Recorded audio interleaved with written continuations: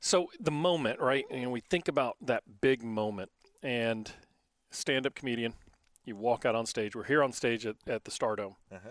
You got to tell me what that's like when you walk out there. Early in my career, it was not good in this stomach region. Oh, yeah, a little nervous? Nerves. Yeah. Oh man, a lot of nerves because early in your career, you're trying to say something and you don't have something to say.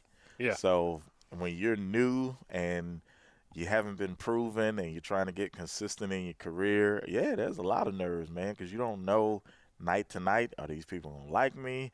Am I going to do good? Am I going to do bad? There's a lot going on in your head, and then you get in like 3 jokes and you kind of settle in and you just – So that first one's got to be a good one. Oh, man. Yeah, I would tell any comedian, those first 3 jokes are imperative to the show. Like, if those It's like first going on the Apollo if you can't get through the – Yeah, well, the Apollo is different. You got like 10 2 seconds. to show and prove. But, yeah, those first 3 jokes, if you can get them, if you can hook them in then you pretty much got them for the rest of the night. So I was on an airplane flight one night and I was flipping through Delta and they had this documentary about comedians. I think it's like I'm Dying Up Here or something. I think I've vaguely heard of that. Great. Something like and it that. talks really, there's a whole section about it, how they talk about really crashing up there. Yeah. That moment of like, oh my God, I'm dead.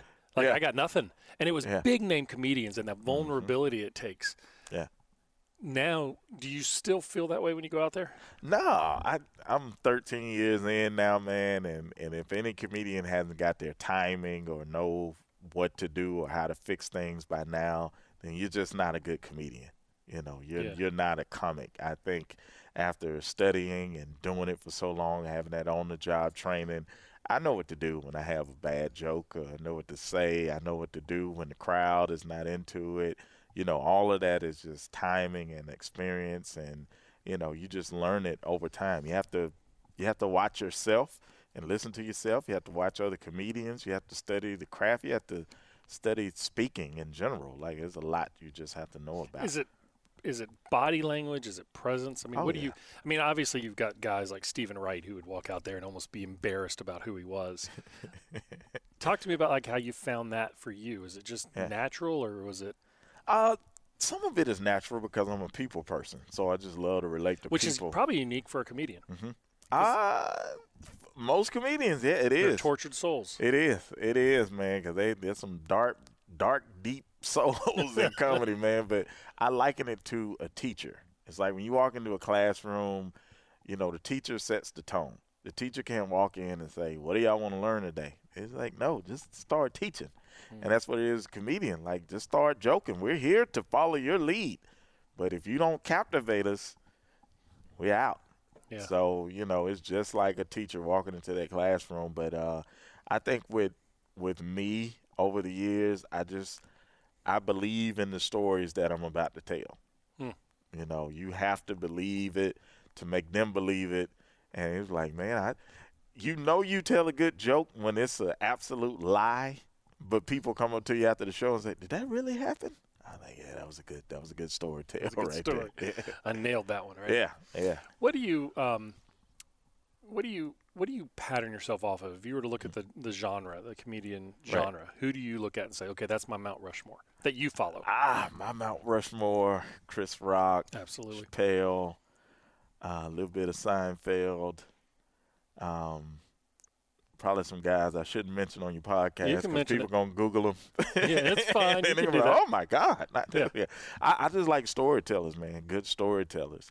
And I'm every day trying to become a better storyteller, you know, where the reason I love Chris Rock so much is he tells a good story, but he also simplifies it too. And I think that's why him and Chappelle, they appeal to everybody. Yeah. Because it's so simple. It's like, God, how did I not think of that? I could have wrote that, but I've got a tour player, Brian Harmon, who was on the podcast a couple weeks ago, and we were out in Austin, Texas, and he and one of the media personalities for ESPN, Michael Collins, who's the caddy, and they start ripping and riffing or whatever it is. They got going at it on Chappelle, just dropping line after line after line on each other. Yeah. They had each other rolling and they've, of course, memorized them. Yeah. But they've known every quote possible. Right, and they just start firing back and forth. And the rest of us are looking at it. It was hilarious. But the joy that those two had, it was like their special bond. I mean, they just – it was – you walk up and it was like they just start talking in their own language. Yeah. It's awesome. They were in Klingon, but Chappellian. Yeah, Chappellian. And that's how it is, man. When you just simplify, you give people some great quotes and you don't even know it. You just – the real art in everything is being yourself, like making it look natural. That's the real art. That's what you want to get to. When you've conquered that, everything else is a breeze. But it's so hard to do. Everybody's like, man, just get up and, they probably tell you when you're interviewing, just sound conversational. That's hard, man. Yeah, it's real hard. It's real hard. I always laugh. Yeah. I always seem like the best conversations happen after the mics turn off. Oh, absolutely. And then you're just chill and relaxed. Absolutely. But how can you capture that and do it, when the lights come on and then everybody's got a microphone in front of them? When I started doing motivational talks or, going to teams and working with organizations, I would look at other people and say, oh, I love that energy. I love that fire. And I tried so hard to take that on that I struggled. Oh, yeah. Because I wasn't me. Yeah. It was I try to find some tragedy in my life. I'm like, oh, hell, I've got a really good life. I mean, I haven't done those things and I'm like, so I always tell teams, if you want somebody who's got tragedy, I'll find that. Yeah. I can find somebody who's a recovering addict, who's got an unbelievable story, or somebody who's lost a limb and resiliency. But I can talk about other stuff. And I think when I finally realized, just be me, and that's okay. Yeah, yeah. That's the thing. We're all so, as humans, we're so worried about being judged, man. And this stage here, this is the ultimate in judging. Yeah. Because you got 400 people. Yeah, you once you put those 2 feet in front of that microphone, they're judging how I look, how I'm dressed, size of my head, which is huge, by the way. What shoes you got, how you talk, everything is being judged, and you just have to find your place where it's like, I don't care about any of that. I'm here for a reason. I've got something to say. I'm not trying to say something. I've got something to say. What performance do you look back at and say, that was one that I just absolutely nailed it? You thought I was going to say bombed it. Oh, no. I want to know the one that you just went, man, you walk off that stage and you've got this high. I mean, it's just like I'm roaring good. It's been quite a few, but I live by I took the Nick Saban school of thought, man, 24 hours and I'm over it. So I don't remember which show. I just remember the feeling like, whoa, that felt good. So I know I'm constantly trying to get back to that feeling. I don't remember exactly which show. Now, one that was probably early in my career, I was hosting at UAB, University of Alabama, Birmingham, just hosting the show. And I would say I was better than the performance acts that were going up because the crowd would just go crazy when I come up. And it was just a night where everything was just clicking, man. It was an out-of-body experience. But after that, I've just been like, next show. So let's talk about that because, athletes often will find themselves, or business people or whatever, they'll often try to recreate. So they'll look at an ideal performance and go, I got to have that again. Yeah. And I always tell them, know that you can get there, but always trust your process to start it because sometimes things happen.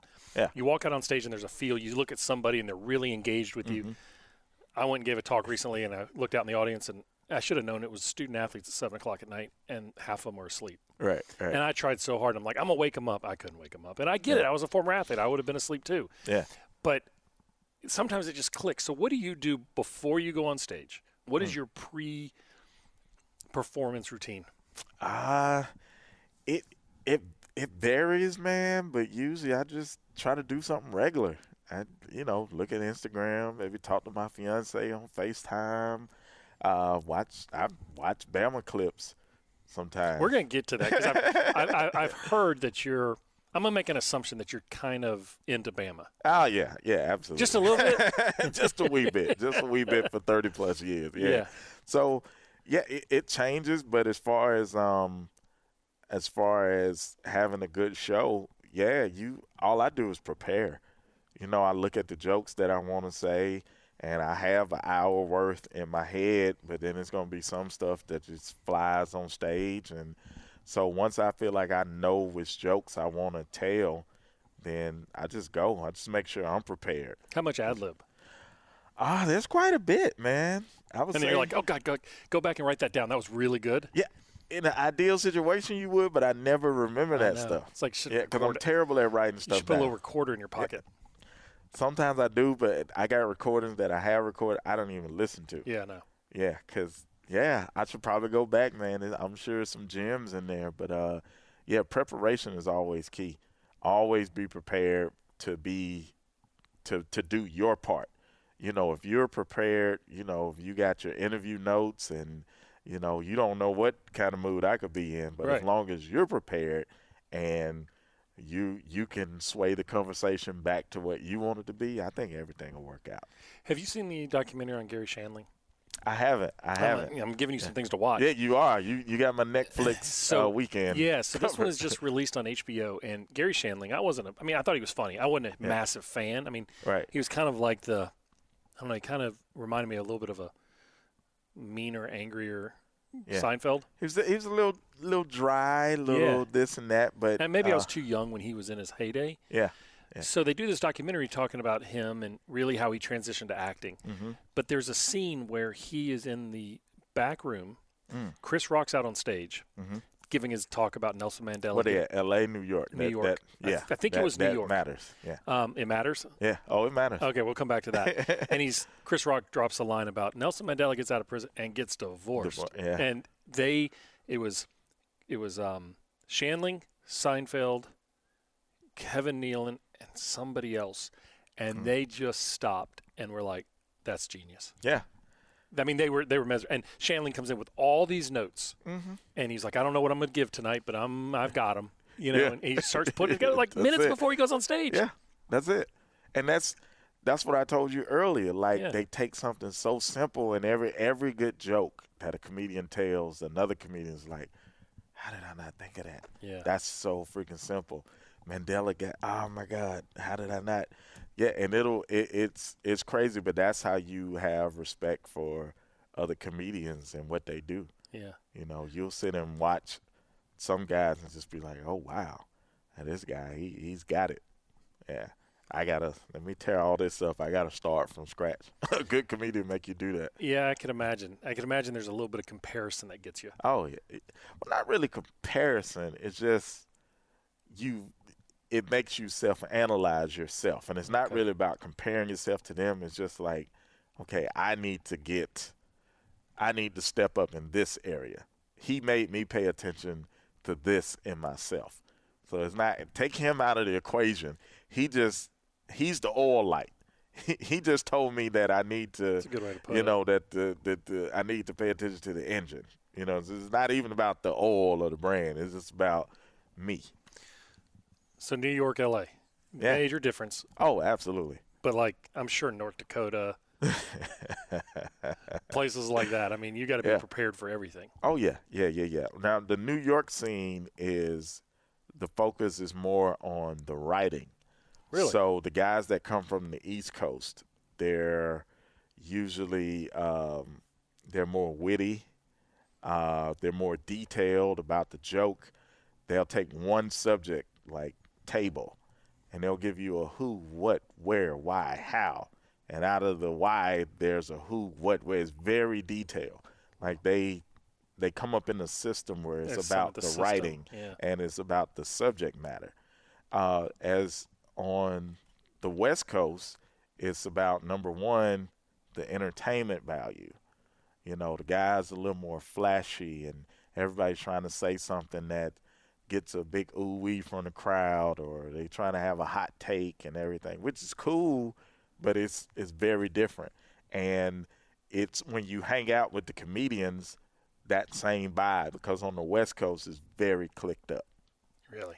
Comedians get along, but this is, hey, these are my guys, and we hang out at this club, and we do this, and we dress like this. Whereas on the East Coast, specifically in New York, is, are you good enough? Can you bring it? Because we just want to hear some good material, and it's very different. And in the South, believe it or not, the South is where most comedians have trouble doing well. Why? Because especially if they come from the West, the East, the West, or the East, or the Midwest, you can't be all the way witty down here, and you can't be all the way flashy down here. You have to be likable down here. Yeah, that's true. That's a good point. Because you're in the South, they just want a big old smile. They want to relate to you. They don't want to think a lot. And I don't mean that as a diss, but they don't. Like, they want to give me the joke. They don't want to go into other people's pain and despair. And then you can't. And you can't reference some movie or some book or some author that people have never heard of, because they just like. Didn't read it.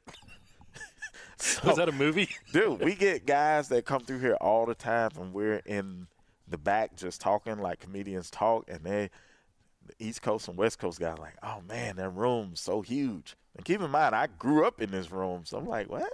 It's just a room. Like, I can see everybody. But to them, they're like, I couldn't reach these people in the back. I'm like, no, that had nothing to do with the size of the room. That was you. You just sucked. Oh, you just didn't appeal to this audience. You may be killing them in Delaware, but now you're in Birmingham, and you got to know how to switch it up. And there's a lot of good guys that translate it, no matter what coast or what region. That makes you really look at like the Chris Rocks who does Madison Square Garden and stuff and go, wow, that's just. And the Southern comedians, we do very well when we go anywhere. Like, we do very well because it is a vibe of pleasantry.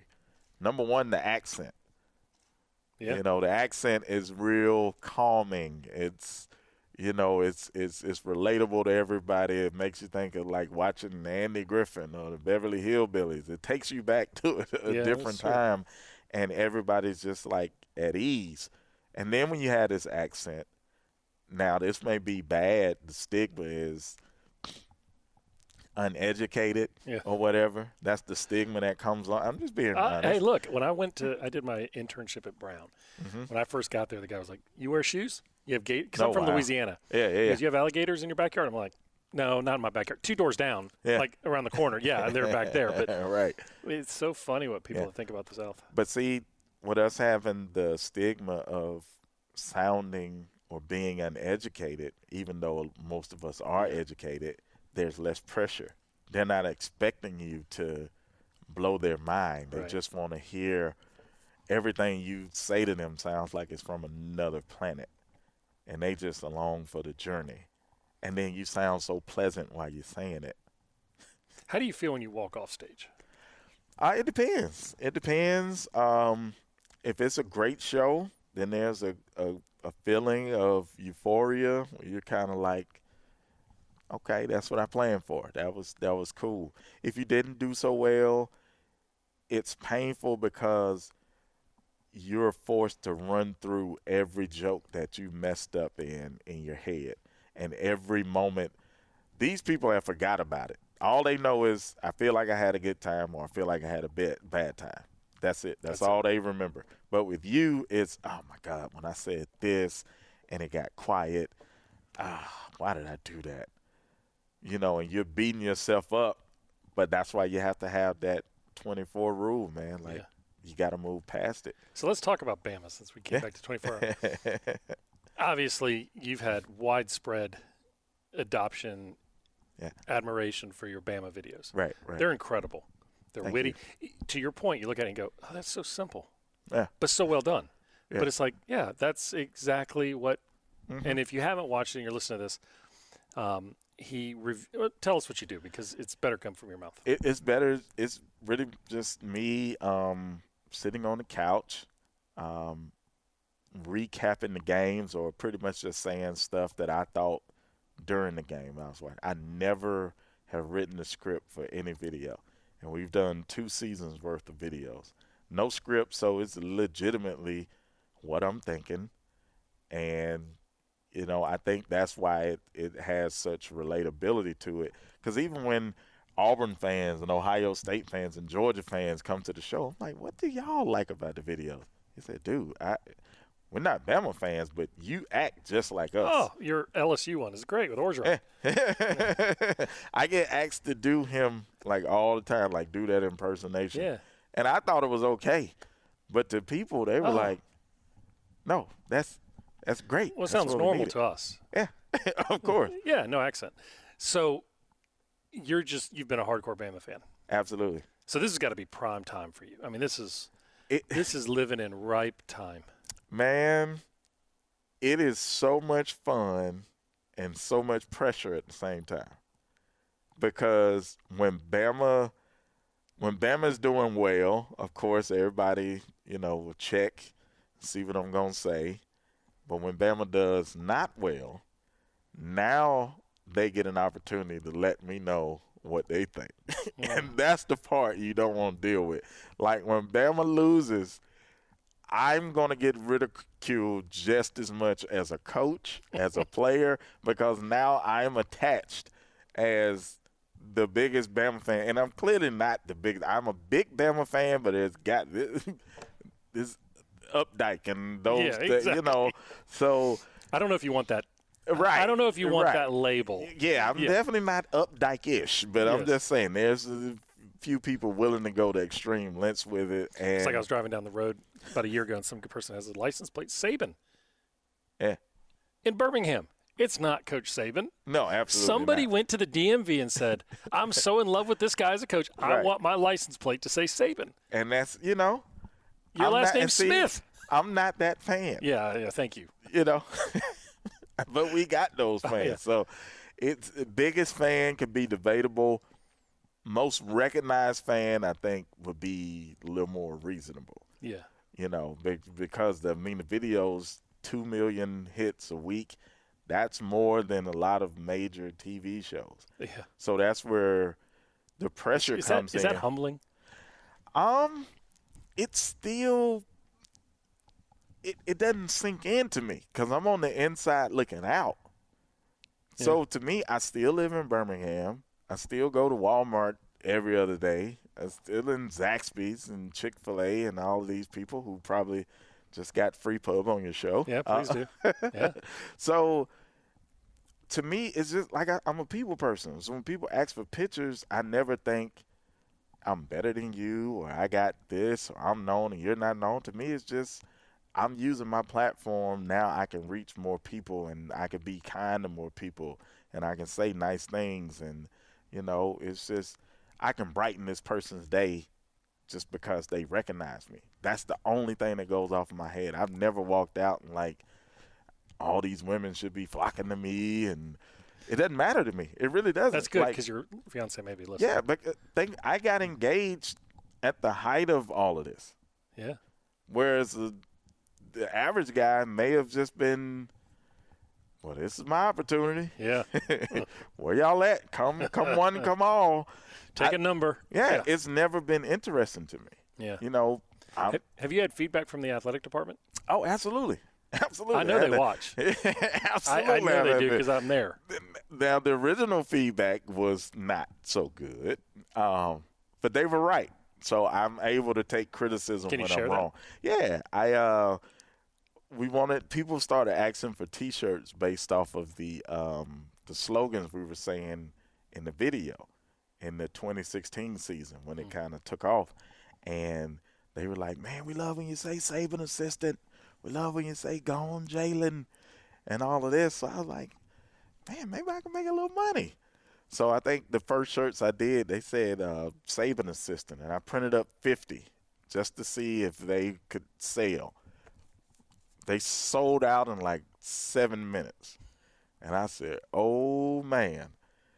And then the next morning, I got a cease and desist letter from the university. Man. And the university was like, hey, hi, we love the videos, but you can't put the coach's name on anything. And I was like, that makes sense. Yeah. That makes sense. So I went and did another shirt, and it had the word Bama on it, Bama fans. And hey, hi. It was another email. Hey, hi. Yeah, you can't. We have that word trademark. You can't use that. I'm like, wait a minute. And then I did one more thing. I was like, okay, now we got to be cool, right? Yeah. Hey, hi. Now you need to say, I'm thinking of an idea. Yeah, so now there's a meeting of the minds. They give me a whole PDF file of everything that they have copywritten that I can't use. And I found my thing that I use on the videos, which was run the ball. Yeah. And they said, yeah, that's cool. Yeah. But they were like, that's cool. But they were like, well, we kind of want in on it. Yeah, exactly. I said, hey, hi. So, but yeah, man, after that, after they saw what I was about and they saw the show, that it was clean and family-oriented. Yeah, absolutely. Yeah, then they were like, well, why don't you come down and host the sports banquet in the spring? I was like, huh? Dude, I met not just the football players. Oh, yeah. The basketball team, women and men's, the hockey team that I didn't even know we had, lacrosse, everybody was there. And they were like, yeah. And then after that, the alumni chapters were reaching out, and they was like, well, can you do an appearance here? I was like, I'd love to. It's different. I never did it. And we went to Vegas, and we did New Orleans, and we did Coleman, and we did Charlotte. And everywhere we went, they were like, okay, these are record-breaking crowds. These are the hugest crowds we've ever had at our alumni events. So now they're seeing the value. But I will tell you LSU alum, played ball there, worked for Bama. Right. All right. So I can't wait till they come out. Like I sit there and I go on the message boards from, because going onto an LSU football message board is gold. Tiger droppings. Yeah, tiger droppings. It's gold, right? Because let's be honest, the fans down there have been tortured for a long time. Oh, geez. And Coach Saban not there and just those things.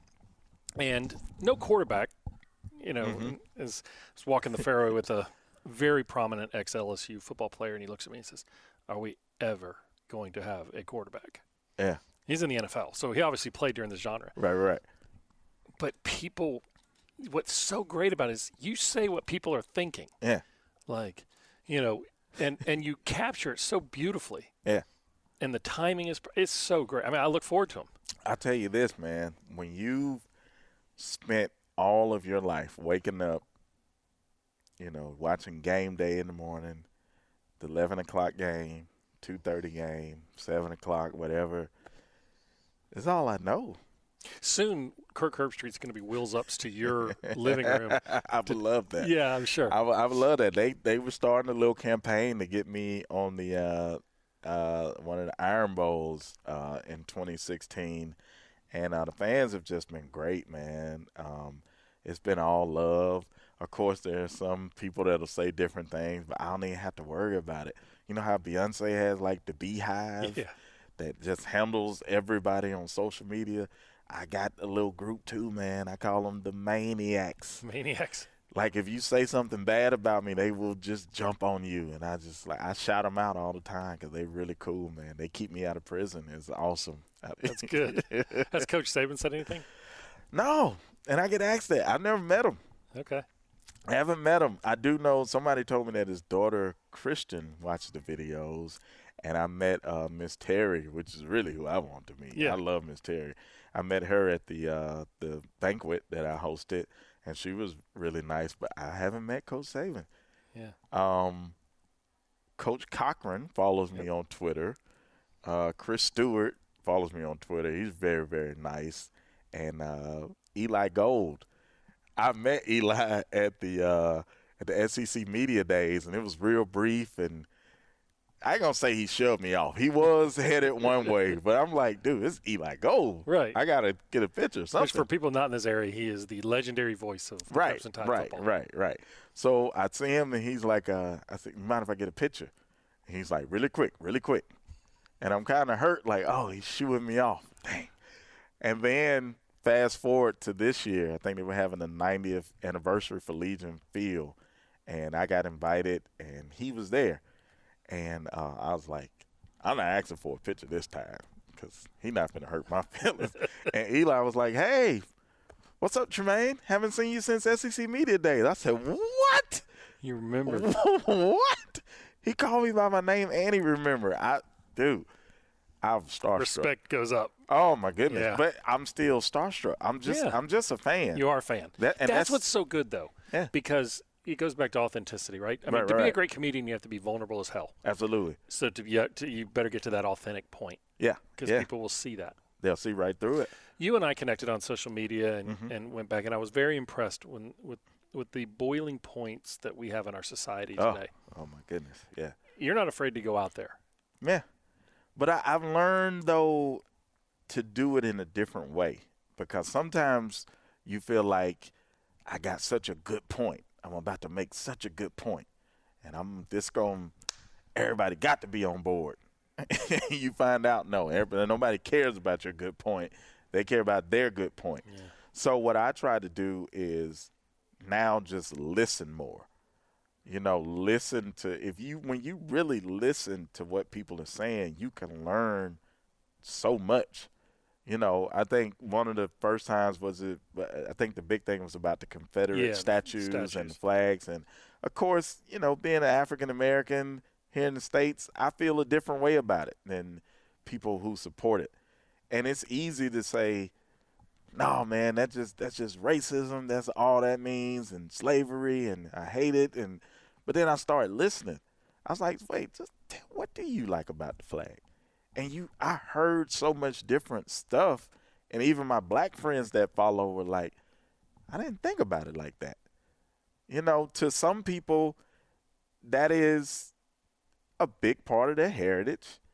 And it means something different because they had a different experience with it. Everybody doesn't associate that flag with, I hate this certain group of people. Yeah. They just don't. They just something that they grew up having pride in. It was on the top of the General Lee. Right. And I was a big fan of the Duke Boys growing up. But I never thought about the flag. Right. I didn't either. And then you grow up and you learn about it. And to them, this is a part of me being Southern. And I'm proud to be Southern. And that flag represents a lot of my, values and what it means to be Southern. And that's as far as I took it. Not at the exclusion of others, for them. Yeah, and that's as far as I took it. That's what I've learned that the most of them will say. And then you're able to have the conversation. Well, it's like, why do you think so many people with extremely racist ideals adopt that flag? And then it's another conversation, and I learn more. It's like, if you grew up in a time where this is what a white guy told me. He's like, man, let's just be real. Some people just don't like black people, and some black people just don't like white people, and that comes from a long history of stuff. So let those people be those people.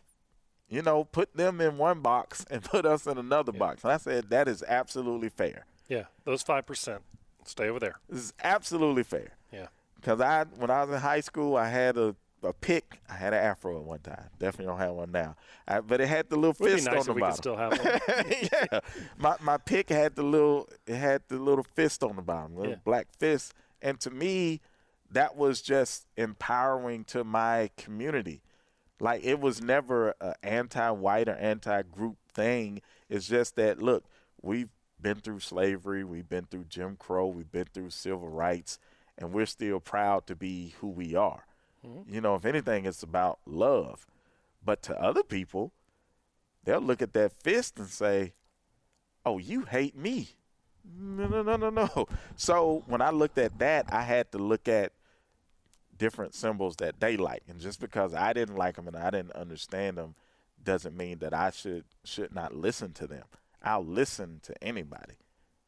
I'll listen to you. And I still own the right to agree or disagree with you, but I should give you the courtesy to listen to you. Don't you think that's what's missing, though? I think what you did is you had this conversation yesterday with a player, and we had a really great conversation about everything going on. And his perspective was the same way. He's like, we just don't sit and talk to each other anymore. We sit. Everyone posts on social media to tell. Right. And I've got to believe that when people choose to be offended, they choose to be offended because they want you to adopt their way of thinking. Absolutely. It's not the fact that they're really offended. You may offend me, But if I may be offended, but I'm not taking on that persona of being offended, because if you piss me off, I may come back and say, all right, you got to explain that to me. Right. That didn't make me feel good, but maybe that was misinterpreted. We don't sit around and talk. The biggest problem, we don't know how to disagree anymore. No, we don't. As a society, we don't know how to disagree. And media is making that worse on purpose. Oh, absolutely. Because if you turn on Fox News, the country's doing great, the president is doing an excellent job, and the economy is growing. If you turn on CNN, Donald Trump is the worst person that ever breathed. The country is going to hell, Right. and everything is doom and gloom. There's going to be an uprising. Yeah, and it's scandal. But there are smart people in the media. They know what they're doing, but they're not caring about the effects of it, and that's hurtful. That's why I can't even watch cable news anymore. Yeah, I don't either. Because y'all don't care about y'all care about the ratings and getting your money, and you'll get all these crazy people on to talk about their agenda, and it's dividing at crazy levels. But that's why me having these shows and having this popularity at the time, I get it. It is so meaningful because there's people from all walks of life, people that we would have never came in contact with, from deep down in the woods and the back parts of Alabama. We would have never crossed paths. And now we see that we do have a common ground. And in politics, but there's faith, family, and football. We all can agree on those things, so let's focus on those. And at my shows, we just focus on those three things, and everybody has a great time. Right, and you don't mind picking on Auburn fans. Oh, absolutely not. They know what it is. They deserve it. Right. I don't give them a lot. I'll probably get on Tennessee fans more than I do Auburn fans. Yeah. Explain as we wrap up. I don't want to keep it for too long. What is not being from this area, but living here for 13 years, what is it between Bama and Tennessee? I don't get it. It is just something, man, that I can describe it, but to me, they are the real rival. Now, Auburn is a different situation. Auburn is a really bad roommate situation. That's what it is with them. But with Tennessee, with body odor and all the other stuff. Yeah. We got to live together. Right. We got to share this house together, and it's a really bad roommate situation. But with Tennessee, they're across the border. They've had some great years, and usually with that Tennessee-Alabama rivalry, it kind of goes on momentum. Like, this team will win for 5-6 years. That team will win and whoever's winning, they're usually doing good on a national level. So it's just it's the colors too, man. That orange is disrespectful. I mean, orange is a color that just demands attention. That's why I like street signs and the cones and stuff are orange, because it's so attention grabbing. But we're conservative here in Alabama. Get that loud mess out of our face, man. Pick a nice conservative color like crimson that represents the blood and just chill. But that is so contrasting with the fan bases, man. And they just – I felt like the orange was just big and flashy. The stadium was so big and flashy. The everything they do. Yeah, the Rocky Top song. The Rocky Top song. It's just I don't like them. I respect them, but I don't like them. It's like my man Irv on that video. It's just they low down, they dirty. It's just that's the real rivalry to me. Yeah. It doesn't matter what they're going through now. When we do anything against Tennessee, I'm all in. Auburn, it'll take care of itself. Yeah. It does every day. But that Tennessee-Alabama rivalry, it's special. And it's kind of like Auburn is with Georgia a little bit. Yeah, absolutely. Yeah. Absolutely. My daughter goes to Auburn, and it is amazing to watch how Auburn-Alabama rivalry, Auburn-Tennessee, Bama-Tennessee, Auburn-Georgia. Right. Being from LSU, we don't have any rivals. Yeah. Well, y'all got us now. Now, Bama, and you've got Florida, which is a natural, that was always the statement in the South was, in Louisiana was like, wait a minute here. We get Spurrier. Yeah. Bama gets Tennessee with nobody. We get Spurrier, Urban Meyer every year. Yeah. But yeah, they've had some classic games, man, and I think LSU. If I had to say their historic rival, maybe Arkansas, maybe. Yeah. But it's the fans. It's A&M. Oh. And the reason is before. Now I moved there in 8th grade. Now I'm I'm much more Bama fan. I'm a alum of LSU, but A&M is the oil. It's the Houston Oil, and they used to play at the beginning of every year, and it was a hated rivalry. Yeah. So they forced Arkansas. That was like forcing to marry somebody you didn't want to marry. A&M and Ole Miss, we don't care about Ole Miss. Right. They think we're a rival. Not at all. I mean, God bless them. Just keep producing Miss Americans. The other factor is A&M is much better. So it's a better rival. And the LSU Bama is much more of a respect rival. Yeah, it is. It is. You want to hate them, but you respect them. Yeah.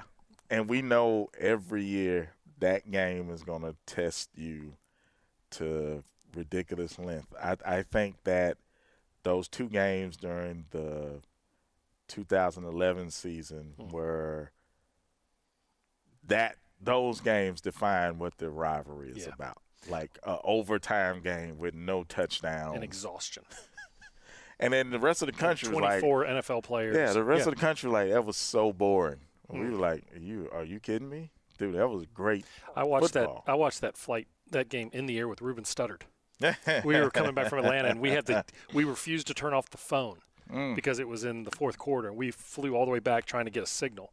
It was Wi-Fi wasn't even working. And I was like, we don't care if we're breaking the rules. Yeah. Everybody in the airplane wanted to know the score. Just randomly hanging out with Rube. Yeah, he was just sitting in the seat next to me. But it's great, and I think what you're doing is fantastic. Thank you so much. It does define the moment to me, and it defines you walking out on stage, commanding and building a base of fans and maniacs, like you said, is that group that's your tribe that knows what you're doing and is living on it. Yeah. Are you doing one for A-Day? All right, I'm going to let the cat out the bag now. Won't be doing one of those type videos for A-Day, but we have a new series. I'm just breaking it on your show. Bring it. Yeah, we're a new series will be debuting, a new YouTube, Facebook series that will debut A-Day weekend. Okay. And it's called Besides Bama. And the premise is I'm on the couch, I'm being interviewed, ask all these questions like who's got the best stadium in the SEC, who's the greatest SEC offensive player, defensive player, all of this. The catch is I cannot name Bama players. So is anything besides Bama. That's off the hook. table. That's it. I can't name a Bama player. I can't. I mean, because Cam Newton would be good, but it'd be a better one at Bama. Yeah. So now I'm forced to give these best players that were not – because I'm pretty sure if they gave me a top 10 of defensive players, like 8 of them would be Bama. So and the other two would have gone to Bama if they were offered. Bama, right. Yeah, if they were right, offered. It'd be Alvin Kamara. Yeah, exactly. So I can't do Bama, man. So I'll be draped in my crimson and houndstooth and all of that, but we're looking to have some fun. We'll be filming this weekend, and I'll be at the A-Day, and we got a comedy show before the A-Day game. And it's going to be fun, man, but I'm looking forward to this video series. Well, to our fans that are listening on the podcast, in Alabama, it's religion. Absolutely. And in the Southeast, it's religion. I can't even stress that enough, the SEC. And you capture that so beautifully. Thank you. And I think that's what makes it so great. And you've spurred on some others. SEC Shorts, I think, came out kind of. Oh, those are my guys. I know they are. Yeah, those are my guys. Yeah, but let's be honest. Well, they do a great job. Yeah, there's enough. By the way, around. there's of the Tennessee of all the cleaning out the office, and they're like, hey, I've got the hammer. Okay, throw that away. It didn't work this week. Hilarious. Yeah, and I've worked with them before doing some other things, but that's like you said, it's a religion. It's the thing down here. It's the culture. There's enough for everybody around. Because with social media, the people are going to choose. Anybody can do a video, but the people are going to choose. Like, we like these guys. We like that. We know you stop, go back to your day job. So I'm just happy to be chosen, man. Wow. And the SEC Shorts guys, Adam and them. They're hilarious. Doing a great job. Yeah. And Great, you're great doing writers. a great job. And Thank you, brother. thank you for doing this podcast, and thank you. Thank you. For what you're doing on social media, I think is also great. Thank you so much. That's awesome. We're going to keep it up and roll tide to everybody. You got it. God bless. God bless to you. Yeah.